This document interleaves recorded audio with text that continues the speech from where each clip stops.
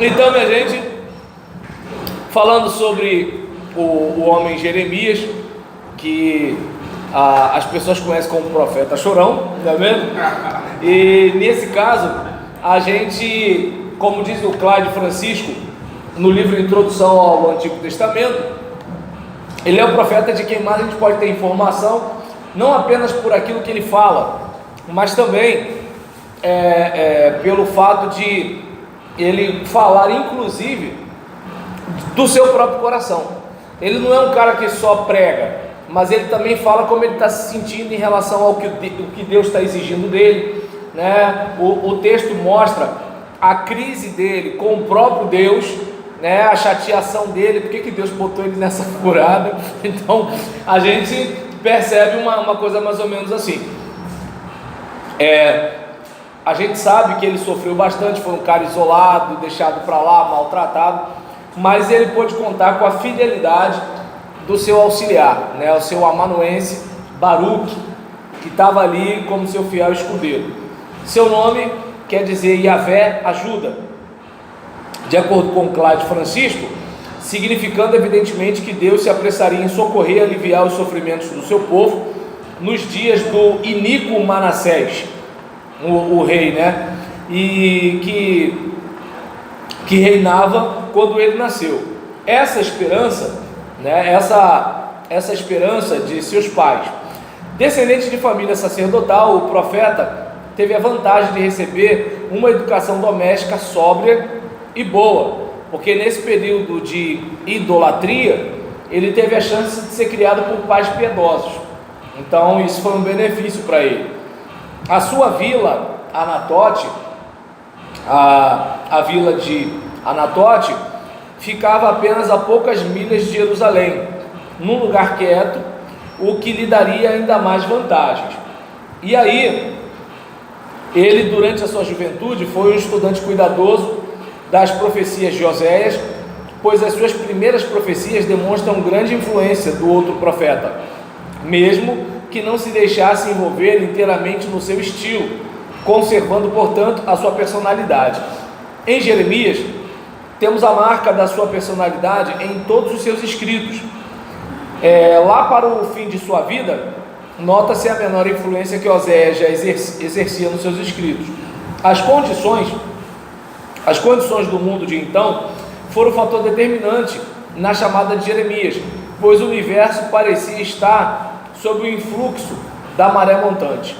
Em 626 anos antes de Cristo, Assurbanipal morreu e Nínive viu-se repentinamente sob a pressão da Babilônia e da Média.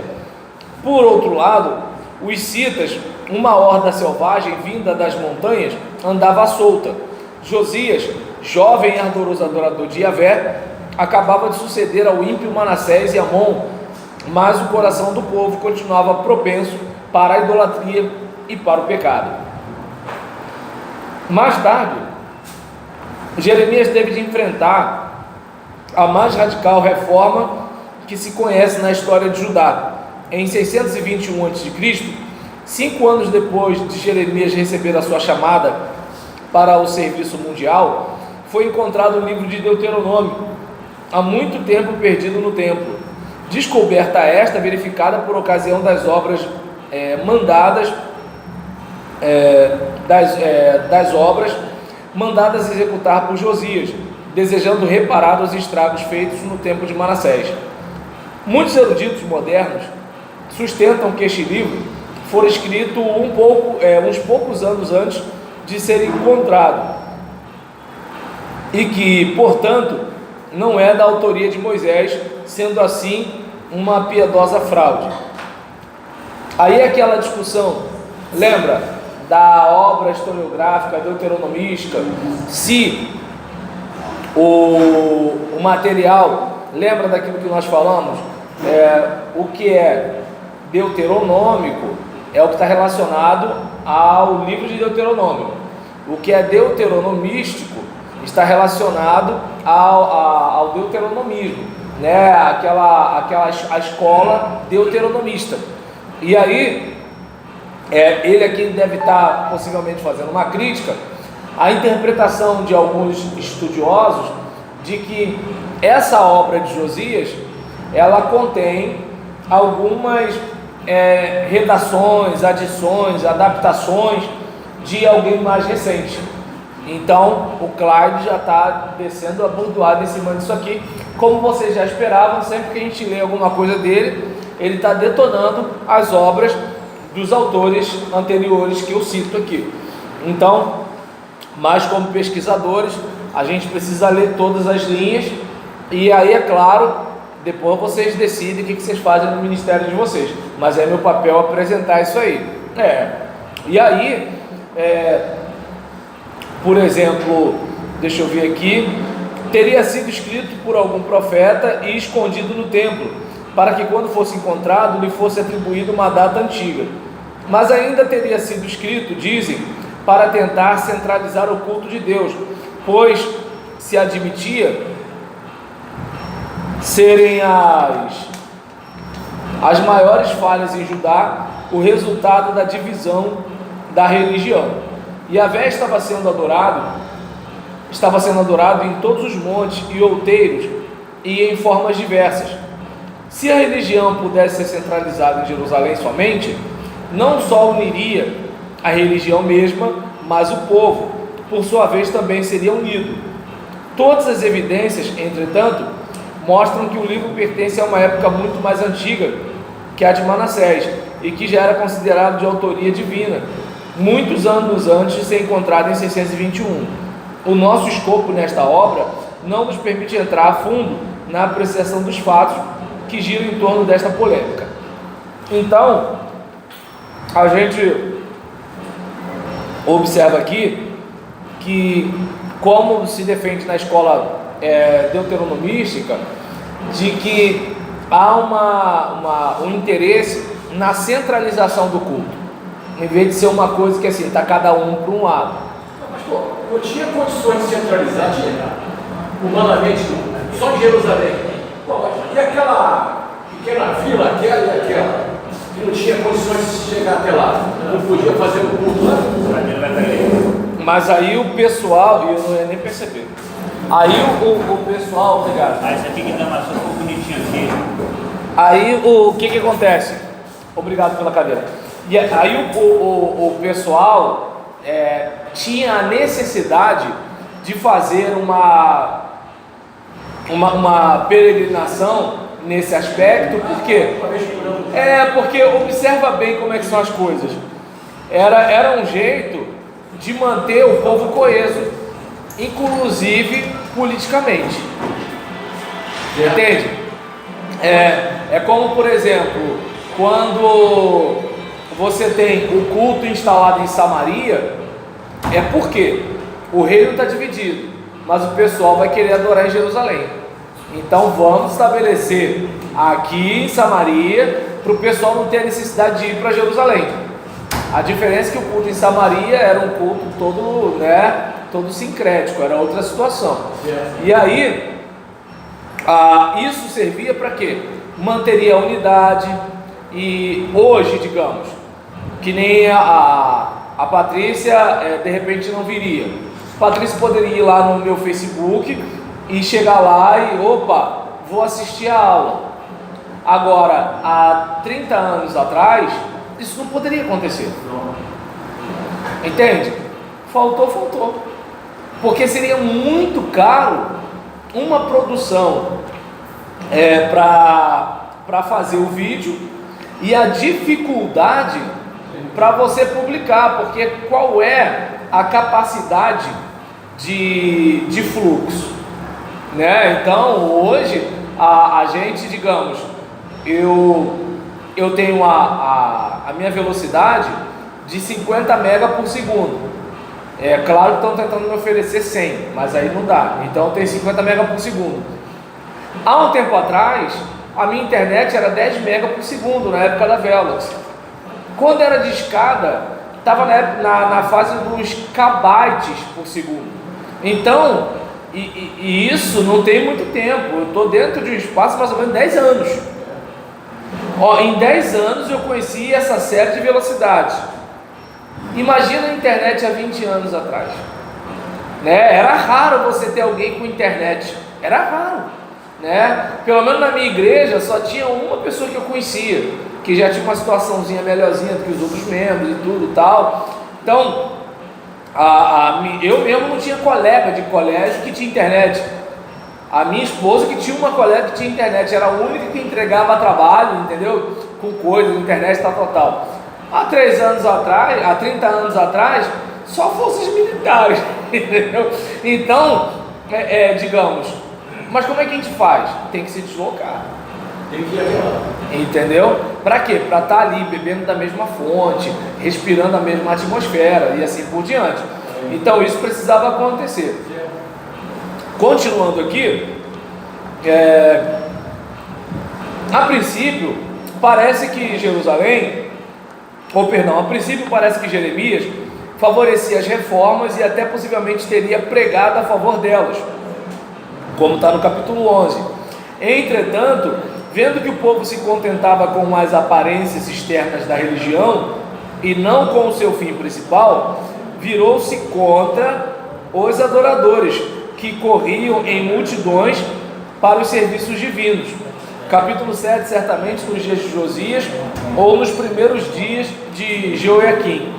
Aparentemente, Jeremias e Josias viviam em bons termos, pois ninguém sentiu mais a morte de Josias do que o profeta. Entretanto, Jeoiaquim era inimigo mortal de Jeremias. As suas experiências durante o reino de Zedequias foram as mais desagradáveis. Entretanto, secretamente, Zedequias respeitava o profeta e procurava o seu conselho. Talvez os dias mais calmos do profeta fossem os em que viveu na companhia de Gedalias, filho de Aicão. O profeta morreu como viveu, de coração quebrantado, pregando a um povo irresponsável. Então a gente verifica, né, que assim, foi um ministério difícil, foi um ministério penoso, foi um ministério de muito sofrimento.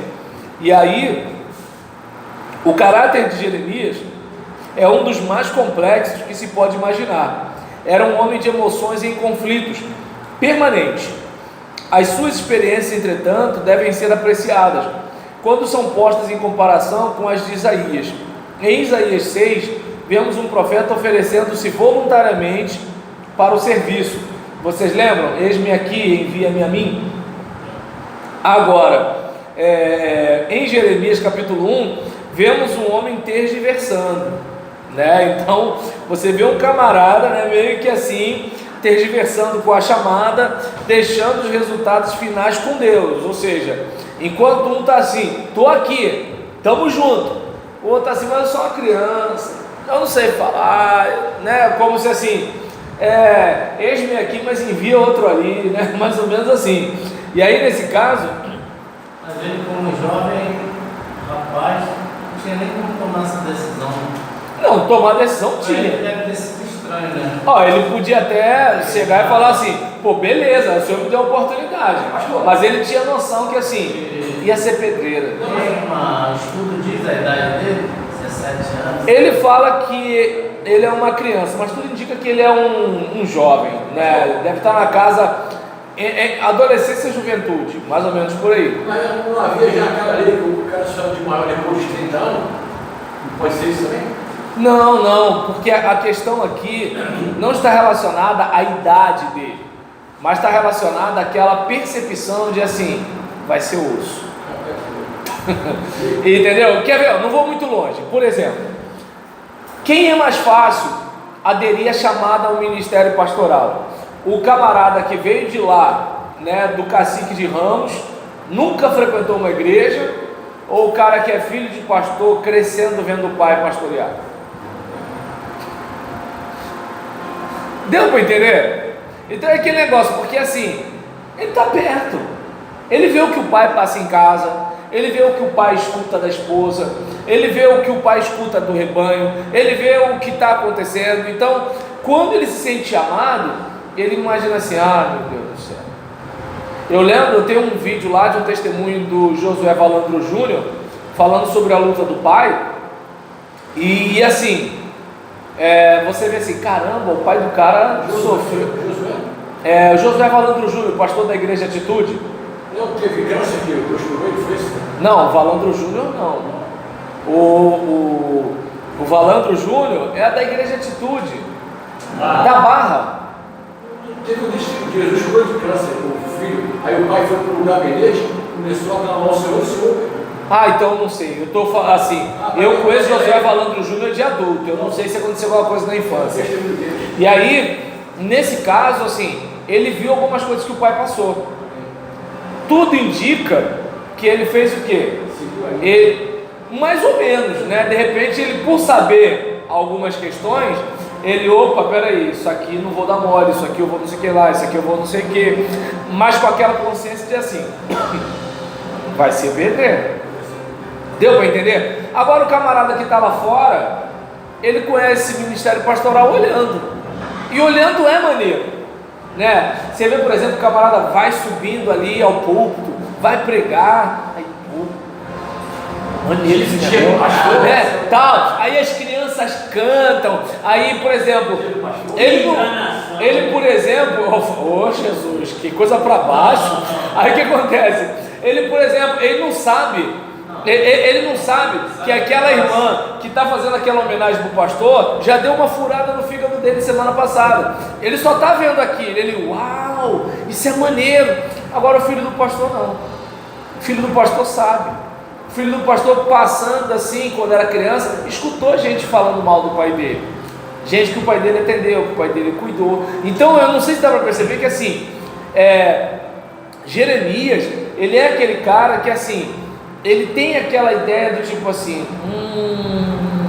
vai ser brabo, né? E aí, de acordo com o que a gente observa aqui, ele deixa muito claro. Conhecimento sobre Oséias também. Você vê que assim, Ele já sabia o que era. deu para entender, porque a gente verifica que Oséias tem uma certa influência sobre Jeremias, né? E aí, imagina a percepção do ministério profético que ele tem, né? E aí a gente, por exemplo, vai olhar aqui, né, que o caráter dele é um dos mais complexos. Ele é uma pessoa que, Deus chamou, mas assim, mas eu sou uma criança e tal. E nesse caso, ele não deu uma palavra positiva, porque parece que a tarefa que Deus lhe propunha não encontrava eco em seu coração.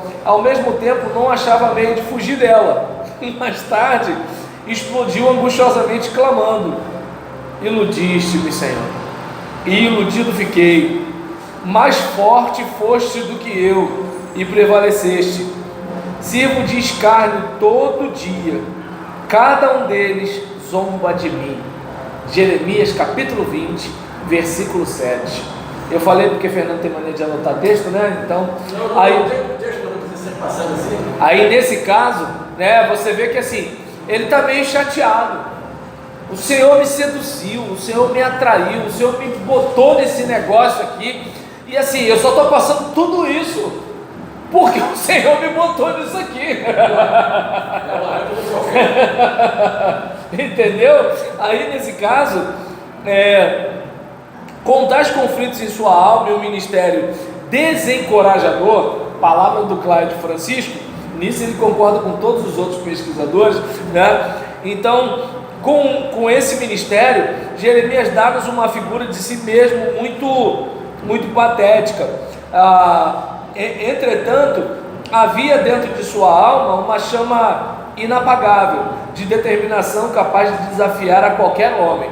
Porque assim, com toda essa tristeza dele, essa dor, esse lamento, mas ele segurou a onda há 40 anos. Ou seja, Senhor, mas por quê? Não sei o que, mas tá lá. Vai passando o tempo. É tipo aquela pessoa que assim, poxa, pastor, pensa bem, vai pegar esse caminho e tal, mas assim, com tudo isso, é o cara que está ali do lado, né? Ele é aquele cara assim, que fala uns negócios chatos pro pastor, mas está do lado do pastor. É diferente daqueles outros que assim, pastor, você... E o cara tá te fritando, velho. E aí nesse caso, como disse eu ouvi uma vez uma citação do presidente da nossa convenção, né? Fogo amigo na trincheira. Ou seja, tu tá dentro da trincheira para se proteger do inimigo. Aí aqui debaixo da trincheira, protegido, o teu amigo fala assim, ó, pô! Mas vamos lá, vamos falar de coisa boa. Então, seguindo aqui, a gente, por exemplo, percebe, né, que ele não podia ser traidor de Deus, que lhe inflamava o coração. Então disse eu, não me lembrarei dele, não falarei mais do seu nome, mas isso foi o meu coração como um fogo ardente, encerrado nos meus ossos. Estou fatigado de sofrer e não posso. Muitos fatores contribuíram para criar o conflito no íntimo de Jeremias. Era um homem de notável cultura, certamente, e provinha de estirpes nobres, quando lhe sobrevinham os conflitos naturais por causa de sua pregação. Eram os nobres quem os defendiam, como diz no capítulo 26. E aí, diante disso daí, possuía propriedades, e até mesmo durante o cerco de Jerusalém, podia comprar propriedades naquela cidade. Assim, reunidas as suas condições sociais e a sua cultura, produziam em Jeremias uma condição verdadeiramente emotiva. Era por outro lado, ou seja, ele não era aquele cara bruto, inclusive por causa da sua formação, né? E aí, versado na história de sua nação, especialmente nas suas complicações internacionais. Some-se então tudo isto, incluindo a sua natureza emotiva, para se concluir que se sentiria constrangido em exercer um ministério que só lhe trazia o zelo, criticismo e a amargura. Como detestaria pregar e denunciar ao seu povo os seus pecados? Como desejaria pregar o amor e a paz? Então você percebe que assim, Deus que fala para ele: eu chamei você para arrancar e derrubar. Eu te chamei para isso. Imagina, vamos lá, você pode até pregar, né? Não é aqui não. Você pode de repente até pregar uma palavra dura uma vez ou outra, mas você quer falar também, né? Olha, Deus está vendo sua luta, Deus está vendo o seu choro, Deus vai secar suas lágrimas, o tempo de cantar chegou, alguma coisa do tipo assim você quer falar. Agora imagina, 40 anos, vai dar ruim, se conserta, tu está no erro, tu está devendo, seu adúltero, tá entendendo? Isso aí, ele rasgou, né? Não foi nesse tom. Tá dando para entender? Então, aí o que acontece? E de perceber a reação, né? Então, por exemplo, você vai ver algumas situações que nem hoje. Hoje meu filho teve um choro doído, né? Por quê? Ele foi ao banheiro, levantou a tampa do assento sanitário e foi com a mão. Eu pensei, eu vou pegar antes da mão entrar, não consegui. Mas aí eu puxei com força, não faz isso. Rapaz, aí ficou meia hora lá na tristeza dele. E o que acontece? A gente quer fazer isso? Não quer. Mas ele tem que perceber que o pai muda quando ele faz algumas coisas. Para quê? Quando ele for, já vai estar na memória dele. Opa, né? Tá entendendo? O olho do pai vai arregalar, a voz vai mudar. E eu não quero isso. Agora imagina fazer isso todo dia, todos os anos, e você ter esse feedback direto. Então coloque-se no lugar de Jeremias. Tinha como falar na saliva? Tinha que ser na pálpebra mesmo, velho. Tá dando para entender? Então era um negócio complicado, E aí a gente, por exemplo, observa isso daí, em que, como é que eu posso dizer? Não, a sensibilidade moral de Jeremias exigia simpatia e camaradagem.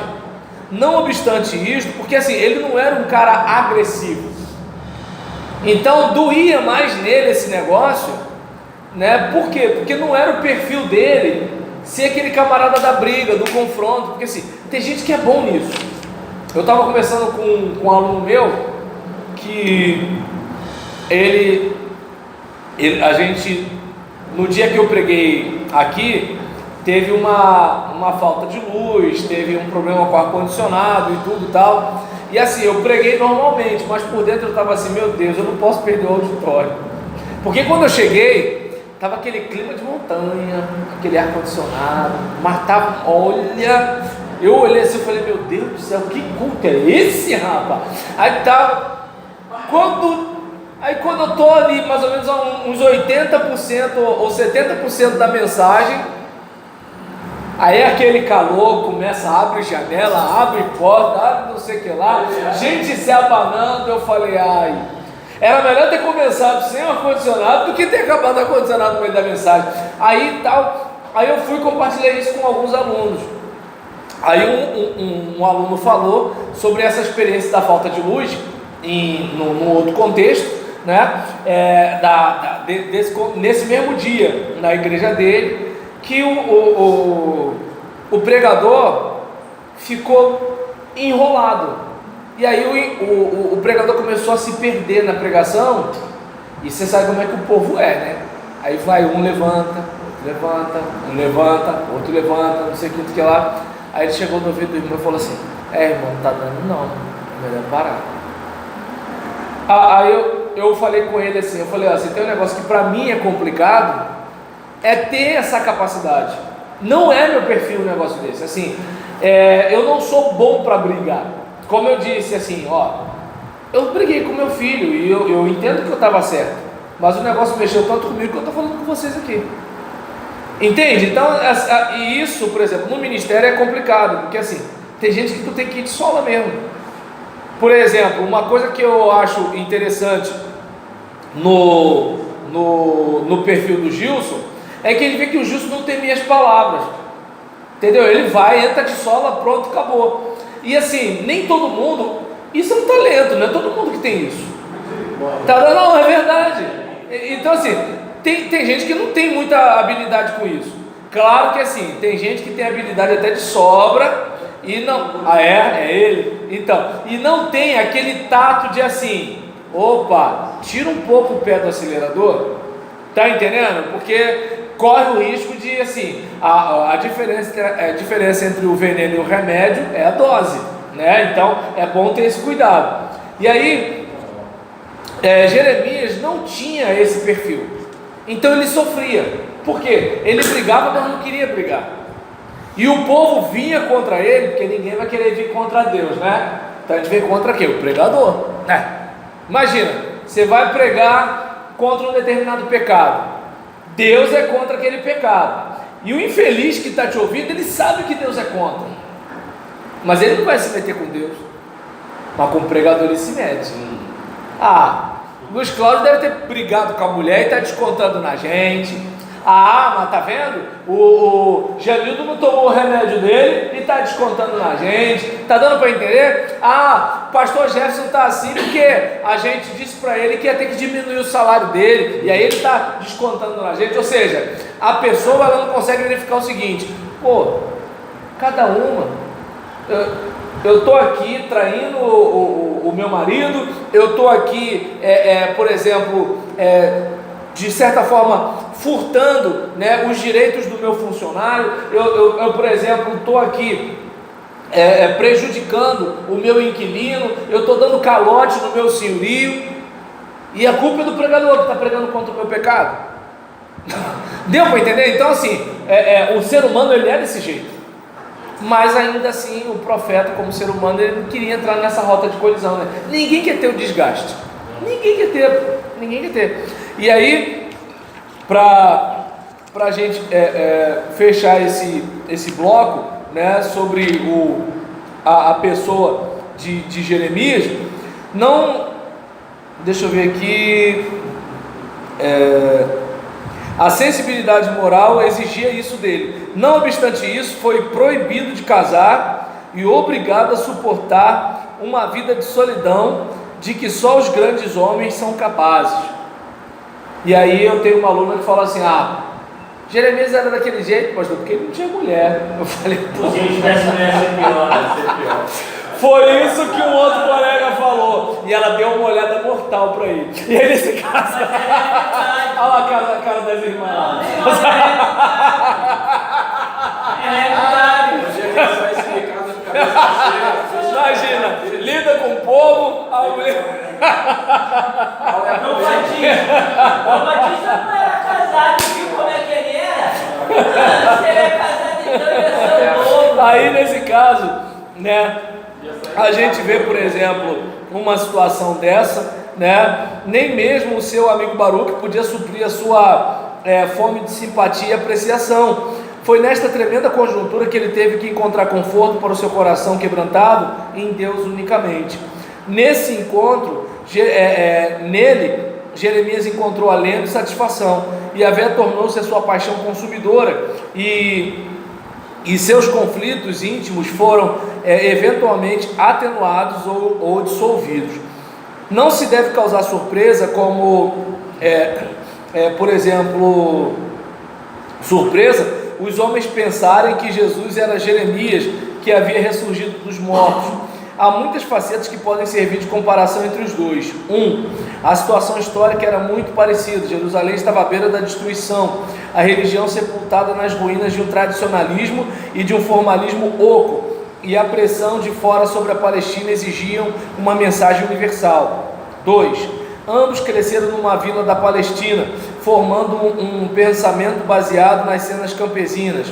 3. Tanto Jesus quanto Jeremias provinham de ancestrais ilustres e de lares onde dominava o amor de Deus. 4. Ambos tinham o sentimento de uma missão divina desde os primeiros dias da juventude. 5. Nenhum era casado. 6. O supremo ideal do seu ministério era a condenação dos adoradores do templo. 7. Ambos se opunham aos seus compatriotas. 8. Nenhum deles escreveu uma linha sequer. 9. Em ambos era evidente um sentimento tão afetuoso ao ponto de tocar as raias do feminismo. 10. Solidão foi a porção dos dois. Ambos tinham completa e íntima comunhão com Deus.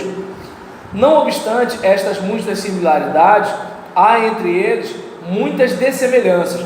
Jesus foi eterno e afetuoso até o fim. Jeremias foi duro e vingativo. Jesus jamais questionou a bondade de Deus. Jeremias encheu os ares de ais e queixumes. Jesus não conhecia o pecado. Jeremias possuía todas as fraquezas do ser humano. Então, a gente, por exemplo, falou um pouquinho aqui sobre o homem Jeremias.